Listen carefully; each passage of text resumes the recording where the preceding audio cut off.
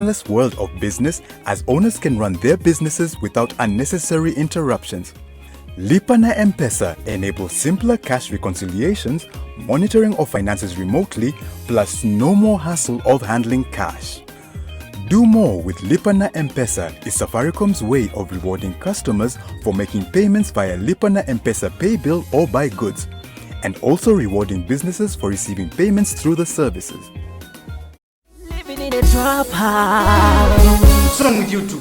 Mkijipaka hizi mavitu hapa na wewe mkipiga maselfies. That's what I was saying. Ile time nimetaja Tasha hapa ndio mnarusha hizi midomo zenyu. I don't care. Tasha, no. You have absolutely no sense of responsibility. Getting drunk in campus?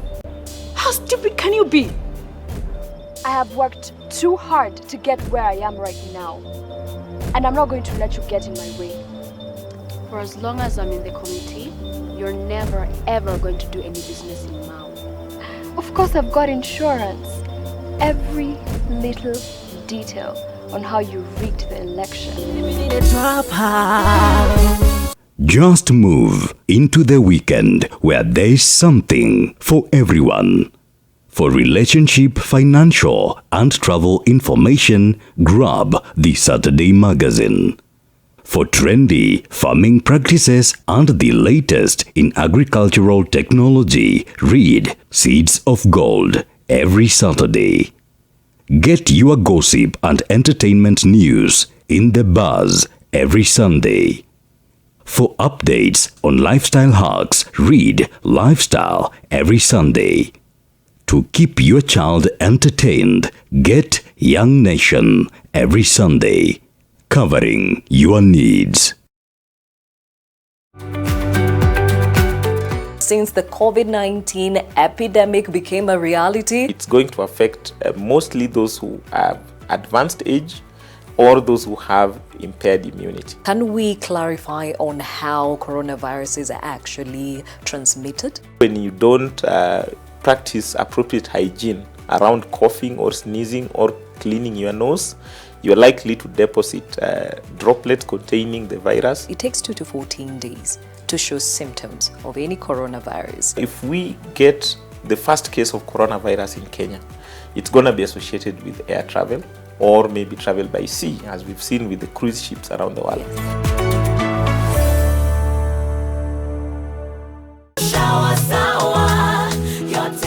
Sour Shower has never been better with the new look Sour. Now with a new formulation too that will leave you feeling fresh for longer, while the soap lasts even longer.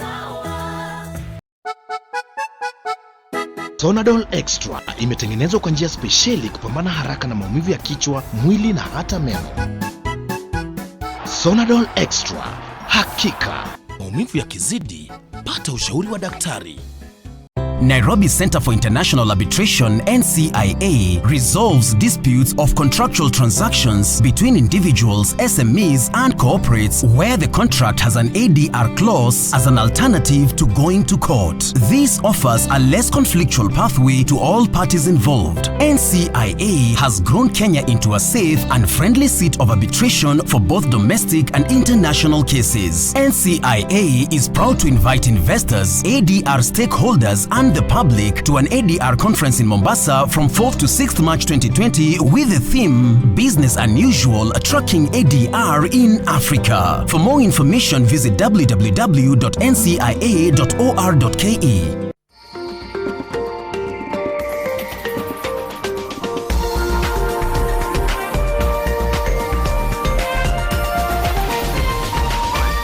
This is NTV.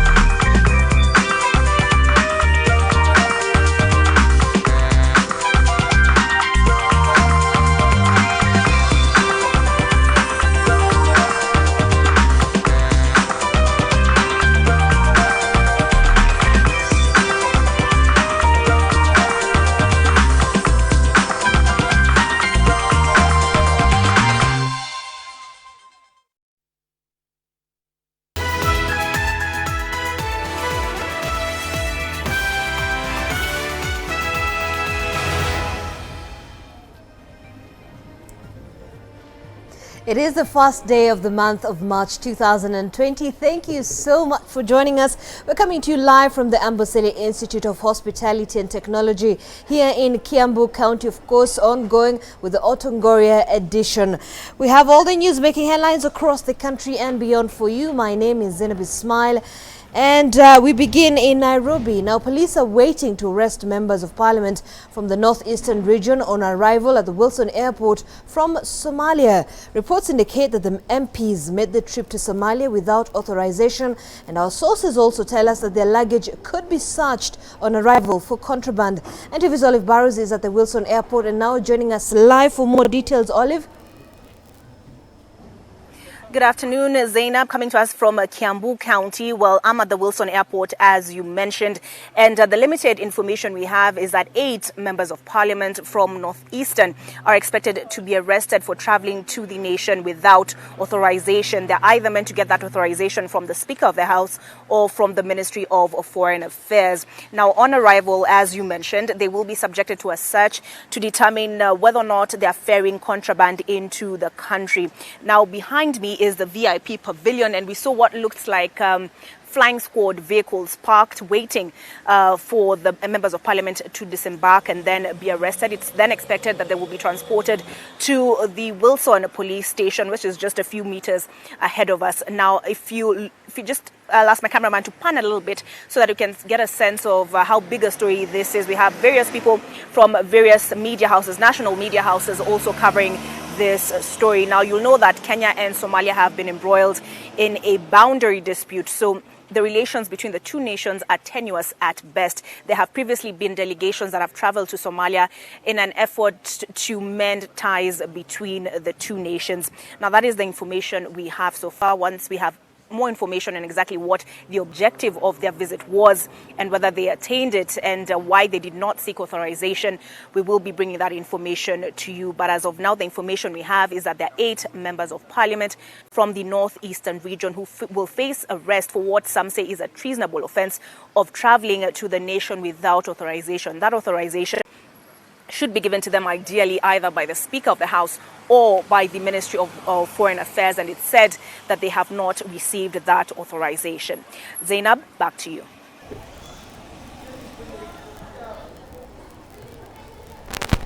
All right, thank you so much, Olive, for that. Of course, a developing story there will be keeping a very close eye on.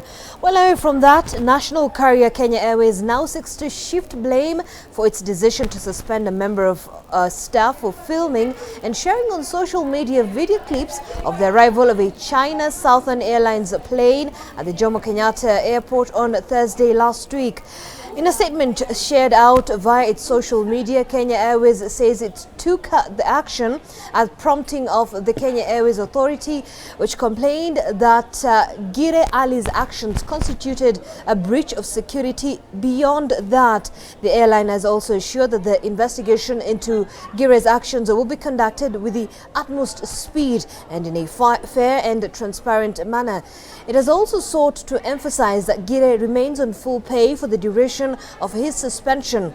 But that has done little to counter the public backlash that followed Gire's suspension. Gire's defenders viewing his action as those of a whistleblower exposing a corrupt system and viewing a suspension as an act of repression. At a press conference on Saturday, Gire, through lawyer Danstan Omari, said he would be moving to court to challenge the suspension on Monday.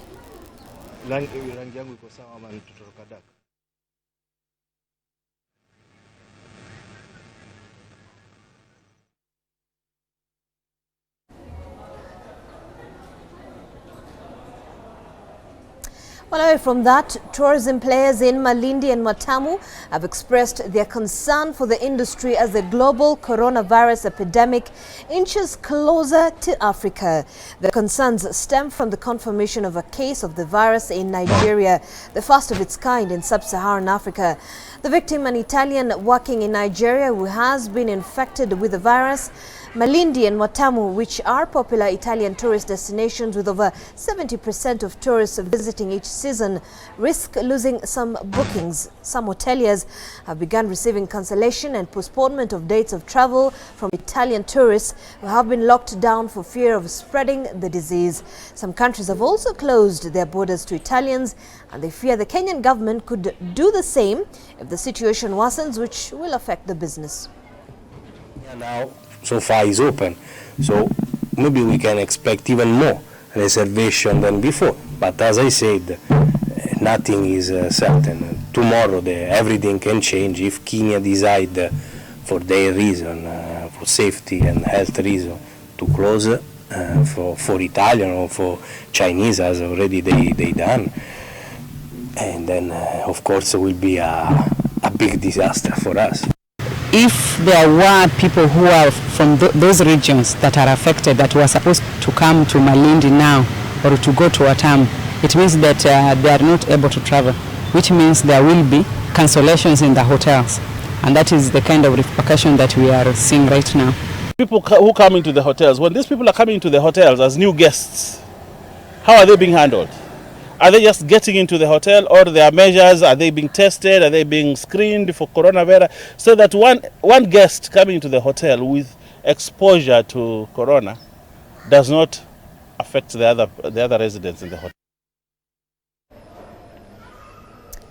Well, meanwhile, leaders have cautioned social media users against spreading unnecessary panic on the coronavirus following the controversial landing of a Chinese flight at JKIA with 213 Chinese nationals on board. Speaking yesterday during the burial of Isaiah Miningwo in Keturo in Baringo North, the leaders led by Baringo Governor Stanley Kiptis said the government erred and endangered the lives of Kenyans by allowing the Chinese nationals into the country, irrespective of Kenya's ties with China. Efforts by the president to avert the virus entrance into the country by forming a special committee and the courts ruling to bar flights from China were lauded, even as the leaders decried the slow response by the government to put in place measures to sensitize Kenyans and curb the spread of the virus. We are also calling upon the social media users to not use the social media to do a propaganda on coronavirus, because you will be hurting the economy of this country and putting our people on fear of the unknown. Sisi kama kaunti pia tungependa kuuliza serikali kuu tushirikiane pamoja kwa mambo ya coronavirus. Hii virus inaonekana ni hatari sana. Kwa hivyo ni wajibu wetu wote tukae tukiwa kangari, tukae chonjo. Nashukuru Rais wa Jamhuri ya Kenya kwa kuweka kamati ambao wanasimamia mambo ya kuhakikisha kwamba tumezuia ama tumekinga wananchi wasipate kuambukizwa na hii ugonjwa mpya. Well, members of the Nairobi County Assembly continue to affirm their support towards the transfer of key functions from the county government to the national government. While welcoming the move, Parkland's High Ridge MCA Jayendra Malde, while presiding over a sports function in the capital earlier today, however, stated that county assembly committees won't be dissolved, but instead function in their oversight capacity in order to ensure effective service delivery to the Nairobi electorate. Take a look. Our functions will still remain, our committees will still function. We will partner with national government, we oversight Nairobi City County, and that is our work for legislation, to oversight the executive and the representation for the ward people. So it is not taken by the national government. Our committee will still remain intact and we will oversight, because things will be much easier now to work with the national government and to give the services to Nairobians.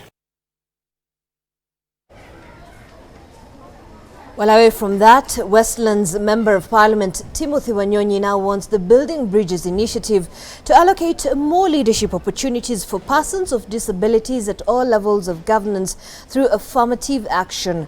The legislator, who hosted a delegation of United Kingdom parliamentarians under the Westminster Foundation for Democracy, is also calling for the installation of effective welfare and self-empowerment programs for persons with disability in order to improve their livelihood. As they nurture young women leaders, they must also nurture women with disability. So that is one of the things that we've done, and it's a very fruitful meeting. I'm very happy about it, that they chose Westlands to be one of the places to come and showcase what we are doing in Westlands and what they can learn from us and go and reflect in their own country. For a long time in this country, inclusivity has been around the issues of not only tribes, it is also about diversities of this country. And persons with disabilities are also diverse, as are youth and as women. When we are talking about inclusivity, we are talking about inclusivity in regard to women, inclusivity in regard to youth, inclusivity in regard to persons with disabilities. BBI cannot only talk about providing tax rebates to young people in business and excluding persons with disabilities. Persons with disabilities also engage in business. Well, as Christians celebrate the Lent period, believers from the Anglican Church of Kenya from the Machakos Diocese visited the Jiga-infested residents of Ukambani to offer medical support and advice to the affected individuals. Here's that report. Residents of Mbe village in Machakos County have been suffering from tangiasis, a disease caused by jigas. The parasite made its first appearance in this region in 2016 and has been ravaging residents since then, leaving them in excruciating pain. And as the Catholic Church begins its 40 days of Lent, it is giving back to the society here by lending a helping hand to over 30 victims of this infestation.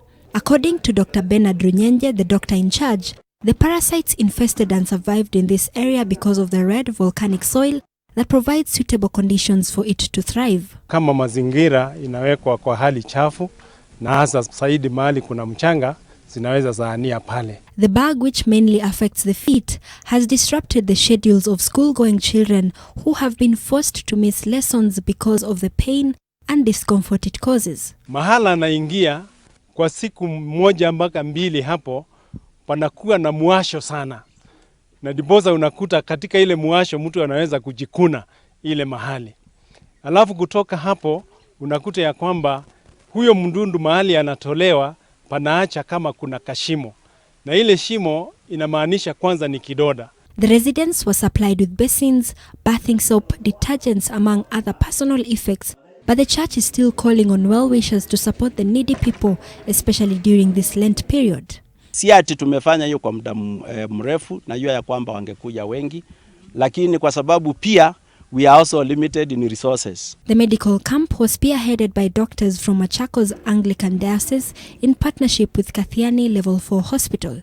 Ruth Sarmoi, NTV.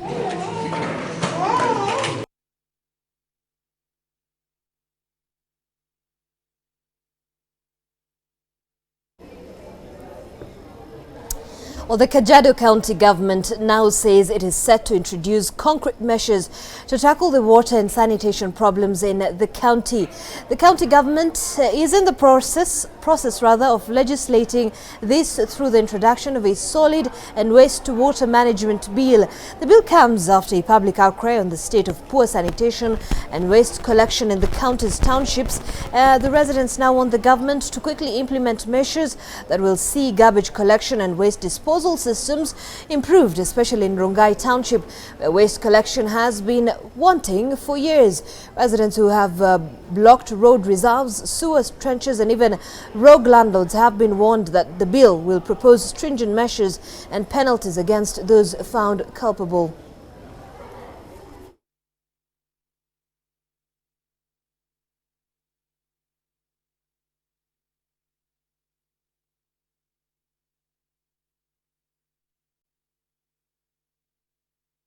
Na tunataka kuwaomba wananchi, hasa wale wanaweka soko ama vibanda karibu na barabara na njia za maji, hakuna mtu ataruhusiwa kuweka kibanda yake juu ya mtaro ya maji. Hiyo imesababisha clogging na uchafu ama maji haisongi kwa sababu ya watu kujenga barabarani, na hiyo itafunguliwa na serikali. Tumeweza kuprocure tractor lori nyingine mpya ambayo ni self loading, na tunangoja tu zile bin zake ziweze kumaliziwa ili iweze kutokea ndio tuweze kuwa tunatumia katika town zetu. Vile vile tuna privatize town zingine, maana hatutaweza kama kaunti kutoa kila mahali, so tunataka kuempower watu wengine wetu ili waweze kuwa wanatusaidia katika nyanja hizo na kuweza kuokota hizo takataka. All right, now away from that, 620 young mothers living in Kishushe area in Taita Taveta County will benefit from a resource center launched yesterday by Deputy Governor of Taita Taveta, Majala Malagui. The institution is expected to assist the young girls who dropped out of school due to early pregnancies and as well protect young girls from early marriages. Now, according to Action Aid, Kishushe has gained notoriety for early marriages and school dropouts for young girls, as well as increasing number of cases of incest. The institution will, amongst other areas of support, train the young girls and mothers to gain vocational skills that can assist them to be self-relevant. In a one-hour address to the County Assembly, the Governor of Taita Taveta, Granton Samboja, assured his people of a moving county which will soon enjoy fruits of its growing economy. Mr. Speaker, honorable members, faced with hard economic times in the country, our county government has and still is navigating through the best available avenues of improving our economy and delivering our promise in line with our County Integrated Development Plan 2018-2022 as we mirror the national government's Big Four agenda. Agro-business and market development were some of the key areas mentioned that are expected to generate value addition to the county so as to create employment opportunities as well. Ongoing construction of the banana processing plant in Taveta at a cost of 110 million will go a long way in empowering our farmers. When complete, the banana processing facility will not only guarantee farmers value addition, but also act as an incentive for farmers seeking to inject more capital into banana farming. Taita Taveta is among the first counties since devolution to meet its revenue collection target, as the last financial year the county collected 332 million shillings against her target of 300 million. Bilutieno, NTV, Taita Taveta. Alright, well, away from that, retired Bishop Michael Sunday has lashed out at pro-handshake leaders who he claimed are using BBI rallies to settle political scores. Now, speaking in Kakamega at a church fund drive where Deputy President William Ruto is present and was a chief guest, retired Bishop Sunday said that the BBI rally in Meru, where politicians allied to the Deputy President were heckled, is a clear indication that the country is on the verge of a precarious political and ethnic fallout.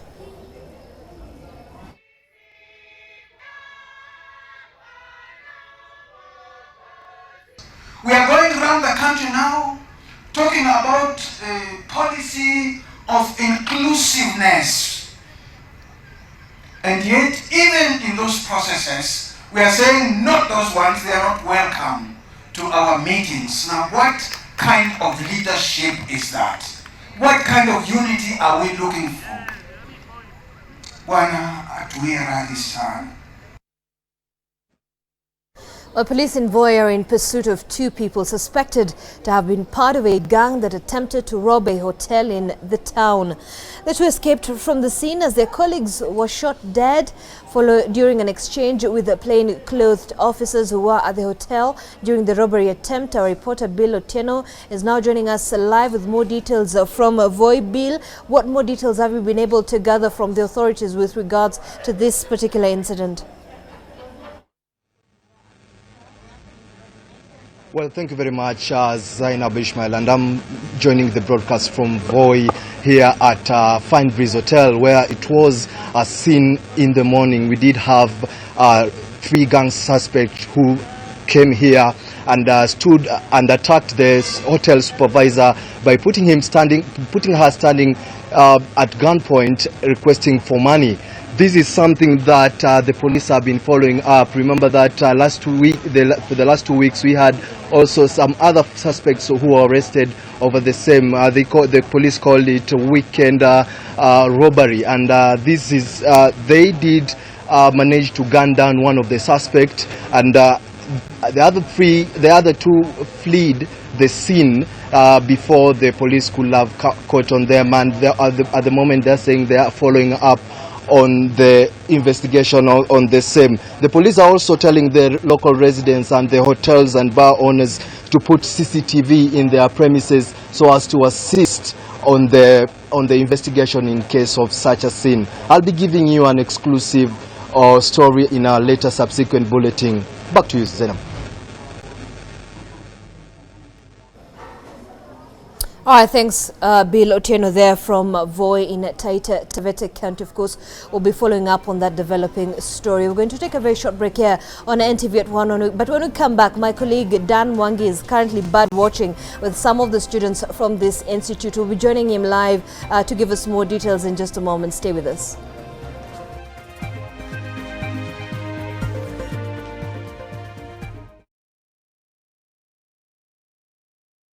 New Blue Band peanut butter. Made with 100% pure peanuts. And a good source of omega-6. Grow healthy and happy kids with New Blue Band peanut butter.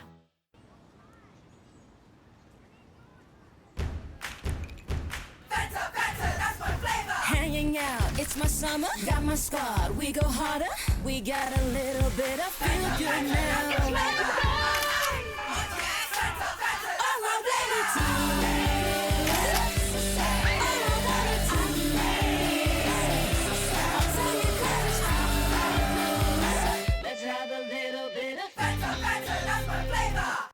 Inakwambia bibi kuna mdenge fulani bibi hapo na nywele refu yani. Kuna ngoko fulani bibi amemechali yake hadi So jadi madonna na kutupinya mtu mbao. Mimi nimemjenga dhao gari ilikuwa salaza akaniambia nimjenge 17 na but na 30 yangu. The way this position is tiring. Nimechoka. Who's that? Ni shosho fulani hapa hivi. Ati shosho. Call for long at 1 shilling 50 cents to all networks. Cartelo! Dial star 544 hash to subscribe. Telkom, moving with you.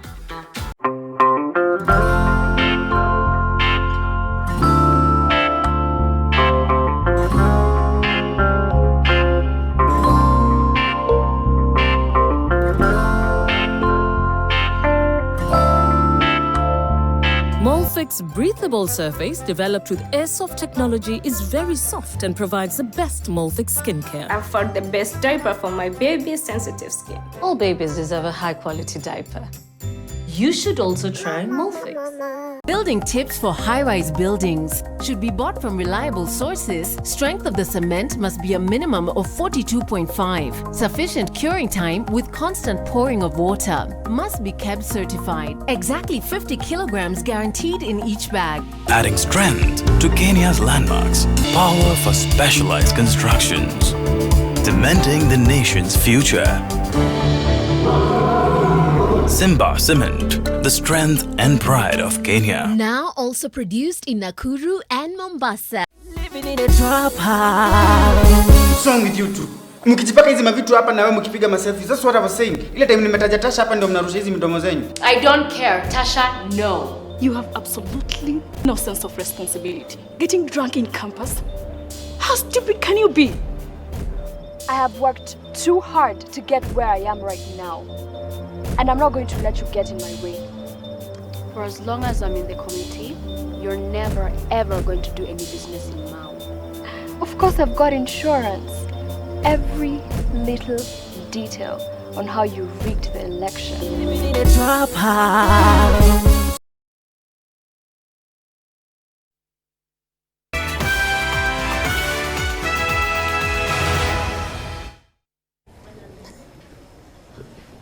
All right, thank you so much for staying with us. We're coming to you live from the Amboseli Institute of Hospitality and Technology. Now, the growth of tourism offerings in the country to increase, and various institutions are looking to build on this. The Amboseli Institute of Hospitality and Technology, where we are, is among them. Well, they have various courses in tourism, and one of them is bird watching. Dan Mwangi is now joining us live from the outskirts of the school. We're here in Thika, where they're watching birds. Dan, have you been able to spot a few birds at this point? Not yet, Zainab. You can see I'm trying to find them, but it's quite an interesting thing. It's not as popular as has been, as many people know, but it's growing. And we're with some of the students from the tourism department of the Amboseli Institute of Hospitality and Technology to just give us the gist of the bird watching, and maybe just, Trecia, introduce yourself fully and what course are you doing exactly and what level are you? I'm Trecia Wamboi Irongo. I'm from Amboseli Institute. I'm doing diploma in tourism management. And right now, I'm in my second quarter. Okay, so how many birds are there around this area? Around 30 species. Yeah. Could you name some of them? Yeah, we have common bulbul, we have the pied crows, we have the hadada ibis, we have the cinnamon-chested. Yeah, I need to see.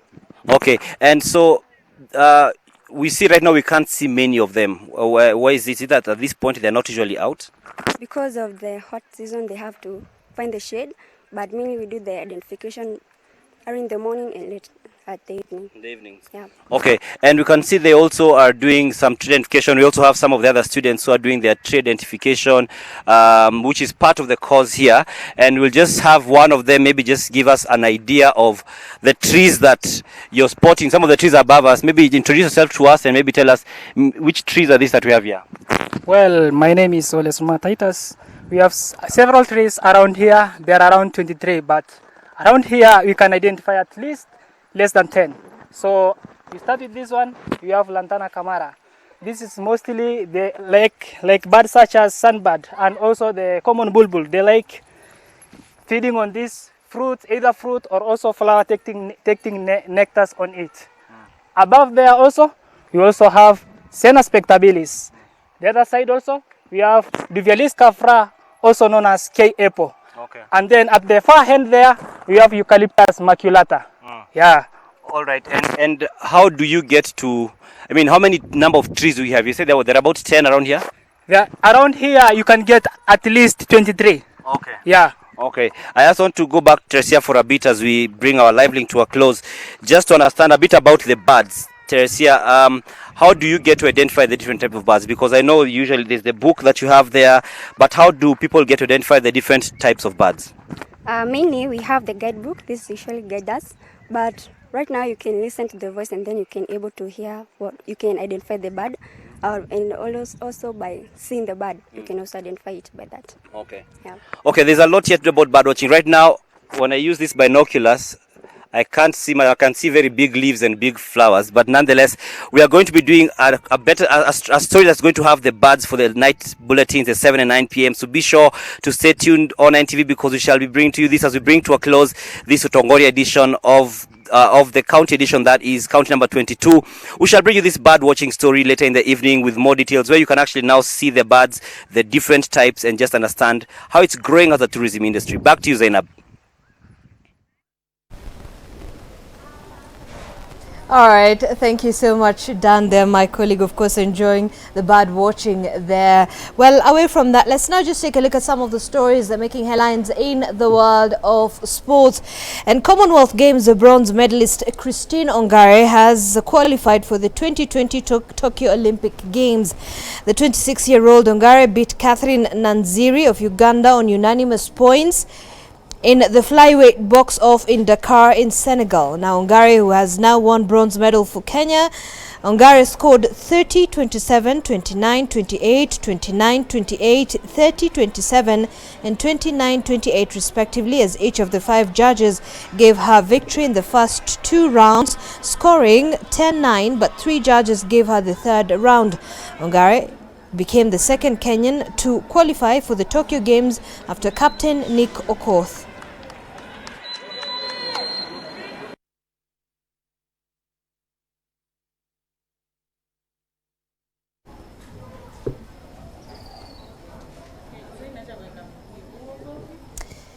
And away from that, the Kenya Shujaa will take on Samoa on Sunday evening at 7:37 p.m. in the 9th place quarterfinal of the Los Angeles leg of the World Rugby Series in USA. Kenya lost their last Pool B match against Canada 24-0 to finish bottom of the group with 5 points. Before that, Shujaa beat Ireland 20.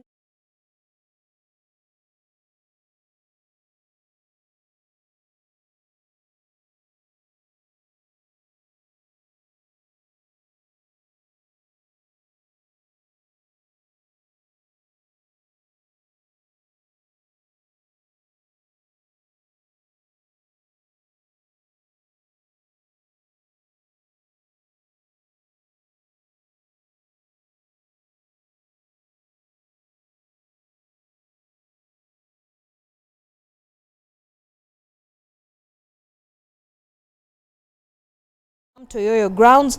The win sees them amass 58 points for the season, 7 clear of second placed Bidco United, who lost 3-0 to St. Joseph's Youth at the Thika Stadium. In other results, Coast Steamer claimed the bragging rights of the Coast Derby after edging out Modern Coast Rangers 3-0 at the Mbaraki Stadium. Fortune Sacco beat Mount Kenya 3-0. Vihiga Bullets trounced Kibera Blackstars 2-0. Migori Youth overcame Nairobi Steamer 1-0. Vihiga United defeated AP 2-0 and Talanta triumphed AP's Bomet 2-1. On Sunday, Shabana welcomed Ushuru at the Gusii Stadium.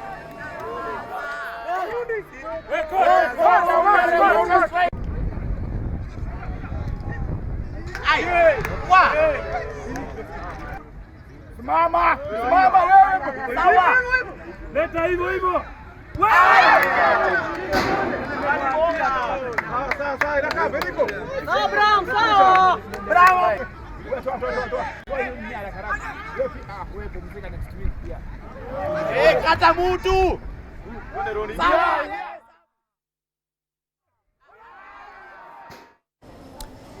Meanwhile, the Kirigiti shooting camp, the national shooting team held a Tier 3 sanctioned IDPA competition as preparations for the 2020 IDPA Africa Championships will be hosted at the Ngao Kenya Ngao Kenya Kirigiti range. The competition that concluded last evening was a precursor of the first ever IDPA Africa Championship to be held outside South Africa in September.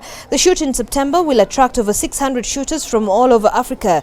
35 participants took to the range in different categories under the supervision of 35 safety officers from South Africa, 13 bays led by Ian van der Bank.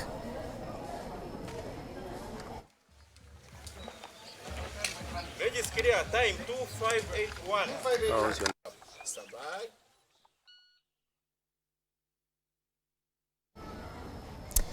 Now, Liverpool's hopes of remaining unbeaten for the entire Premier League season was ended by a determined Watford side that beat them 3-0 at the Vicarage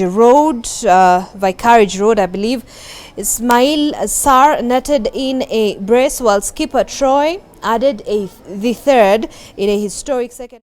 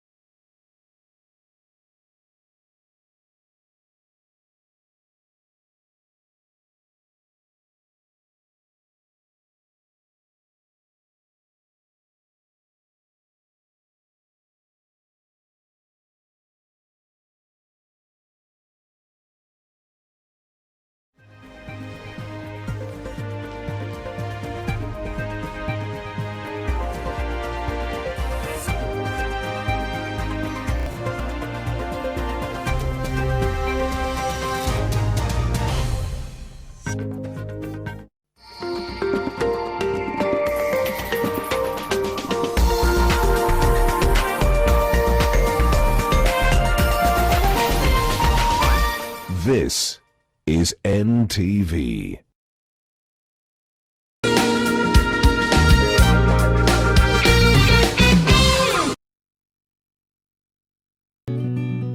I help women find independence by training them in fish farming. It's tough on my back, joints, and can cause headaches. Panadol Extra relieves multiple types of pain. If symptoms persist, seek medical advice. I help women find independence by training them in fish farming. It's tough on my back, joints, and can cause headaches. Panadol Extra relieves multiple types of pain. Panadol Extra, now with new Optizorb technology, to fight multiple tough pains with 3 times more pain-relieving medicine in the first 30 minutes when you need it most. Seeing them support themselves makes any pain worth it. If symptoms persist, seek medical advice. Heaviness and a burning inside, it could be heartburn. Indigestion and heartburn? Eno gets to work in 6 seconds and works on the 6 symptoms of heartburn so you can keep living life non-stop. Eno, fight heartburn and indigestion fast.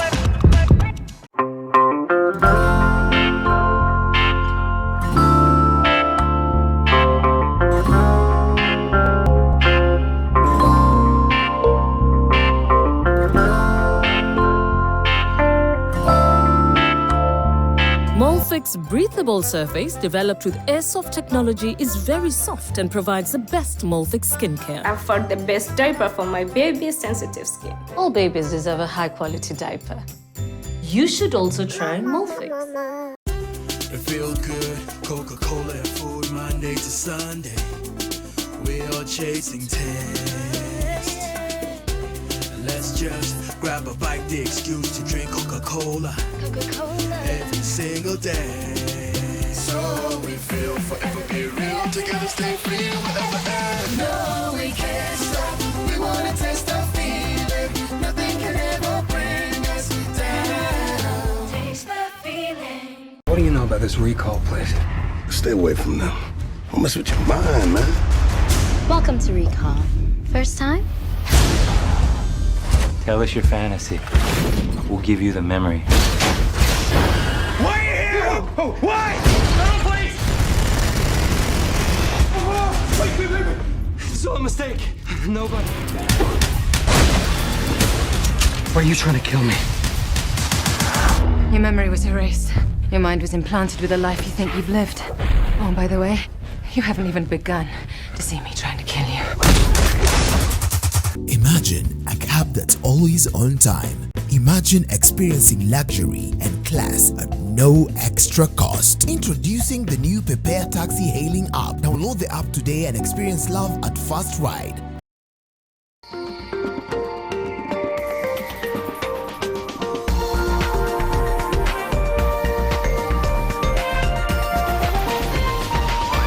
NTV, turning on your world.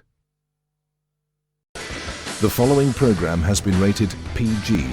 It may contain scenes unsuitable for children under the age of 10.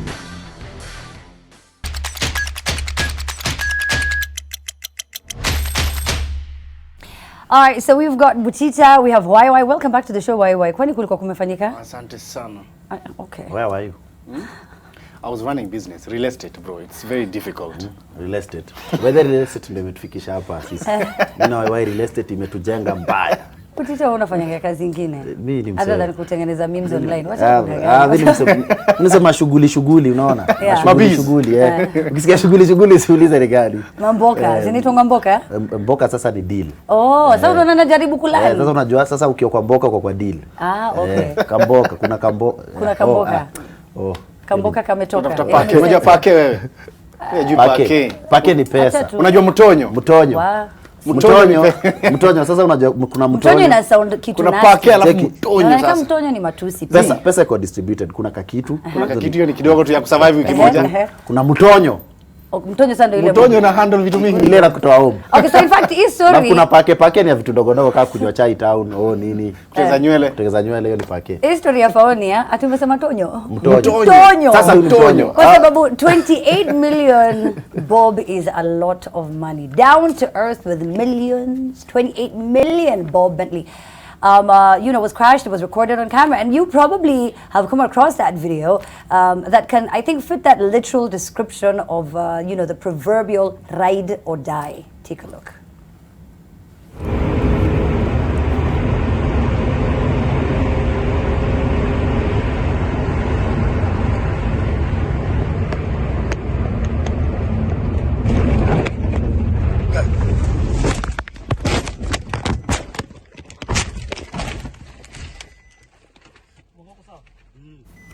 Well, that car, a Bentley Continental GT, is estimated to cost around 28 million bob.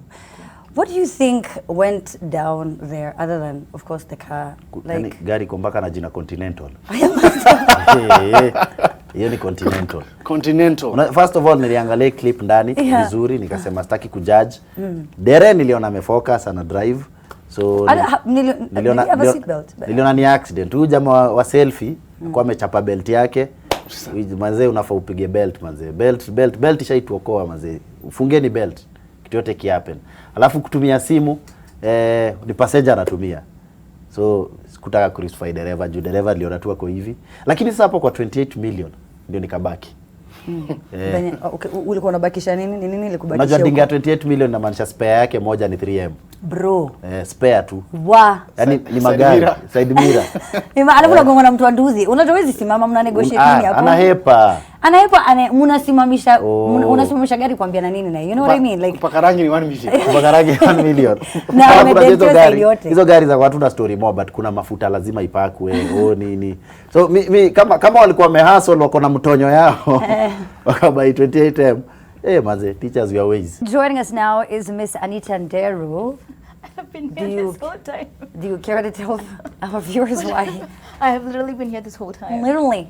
Okay. How to be Anita. So, yeah. Anita actually got late. Do I say the truth? The whole truth and nothing but the truth. No. She was eating chicken. But that's what she got late. Nimempata nesho. Lakini sasa I was actually early. Anapiga step moja, anaibeba, anaelekea kwa stairs juu. Anakanyaga, anaibeba. It's a whole lot of family. No? Are you jealous? You guys, do you want why do you want to know? Just ask. Can I just a humble request? Continue with the show. Listen, Anita, I don't know how long you're going to wear this duvet for, because coronavirus, ma'am. Wow. In the wake of the corona, you put it over your shoulder, you take off. Quarantine tunayo. In the wake of the coronavirus outbreak, you guys, a direct flight from China was the center of drama this week after it was allowed to land at JKI. Other than Nairobi now being ranked as the riskiest city to visit, at least we now have new vocabularies, for our comfort, self-quarantine. Why? Because I don't know, if you travel to a foreign country, you went there because you had either business, you're going there either for pleasure, you travel, whatever it is, you're going to stay in the house for 14 days, no one is telling you to stay. There's no one there to check up on you. You're just going to stay in the house. That's why I said this morning, I think I even tweeted and I said, it's very naive for our government to believe that somebody has left a country where they were told you cannot leave your home, and then they come to a country where they can freely move around and nobody really knows where you are, and then they just choose to stay in the house. But then, however, apparently, I saw this 411 today, China Southern Airlines has suspended Guangzhou to Nairobi flights following public outcry over the deadly coronavirus. So, I mean, again, I saw that, and based by what people are saying online, there's a feeling that we are not prepared as a country. A feeling?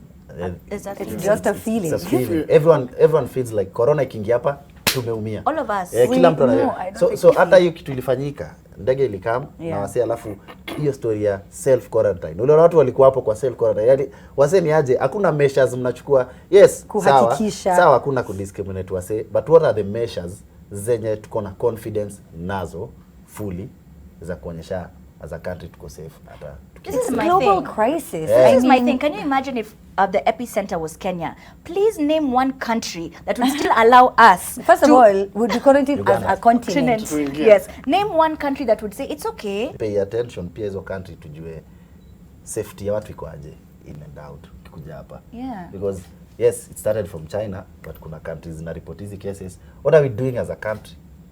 But I also think, actually, off from all of that, I don't think it's nice watu wakijoke sana na hii story. from a very humble point of view, I don't think ni poa sana kujokana because hii ni kitu ina mada wase. Na as comedians, na kila mtu tunataka kucheza nayo. Hebu imagine, remember when we had the Garissa attack? All other countries walikuwa wanaweka mpaka flag za Kenya wako pamoja na sisi. But right now sisi buda hii kitu itaingia hapa ndo labda iko. Alafu unajua lazima ufikirie, you know why if you think about it, buses ziko na wase wengi, marketplaces wase wamejaa, tuko mahali mob, tuko tu wase wengi. Imagine tu conductor mmoja ama mother mmoja tu anauza nyanya mahali una get. Think about how many people will be affected. But then just vile Butita amesema, we have to be shown that tuko safe. Lazima tukue secure. They've done the isolation wing at Kenyatta Hospital, but already Kenyatta Hospital was suffering as a hospital. So what's to say if there's an actual crisis to be able to handle it? Other than politician kusema BBI ni kubwa kushinda corona. I don't think it's kama a nice thing. Kama nizi ya kipindupindu inapitaga na watu wengi sasa corona. Unajua we need to be prepared. By the way, tukue tu prepared, tukue safe.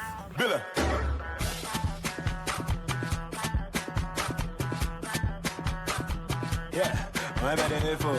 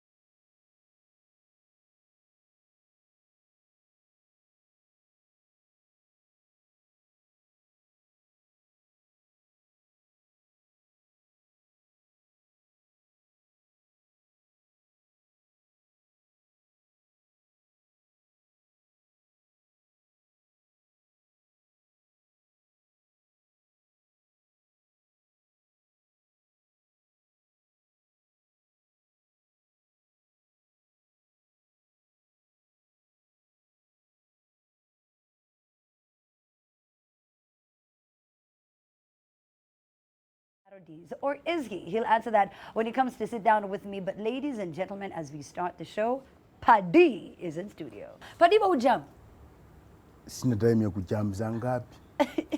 Watu wanakuitanga king of parodies. Unakubaliana nayo? Siwezi kasema I'm the king of parody. I still believe that Kajara is the king of parody because he's still alive, man. You cannot take a crown before mtu atoke. Oh. I respect him and I still believe that he is a king. Naweza nikasema right now naweza nikakuwa I'm doing good parodies, but it's up to people kusema, sio mimi, but I don't crown myself, it's people to crown. And I like that you are crowning Kajairo, saying that, you know, you feel like he's the one. He is. Everything that I am has been a part of, he's been a part of the journey. So I have to respect him. You've always spoken very highly of him. What did you learn from him? Unasemanga venye umelearn vitu mob kutoka kwake kama ni? A lot. Almost everything. Because production na kila kitu, he has been the godfather kwa hizo vitu. Alinifungulia njia, amenionyesha a lot. And the most important thing that I think I learned from Kajaro is being kwa industry and also really respecting the industry. But kwa parody, without Kajaro, I don't think ningekuwa nafanya parody. Yeah, what? Yes. That's The first time hata nilikuwa nafanya mambo na script writings, nilikuwa alinifungulia njia. Then I started ku act, then I started directing. So nikaanza tu hivyo. And ukafika mpaka mbali huko. But you do so much.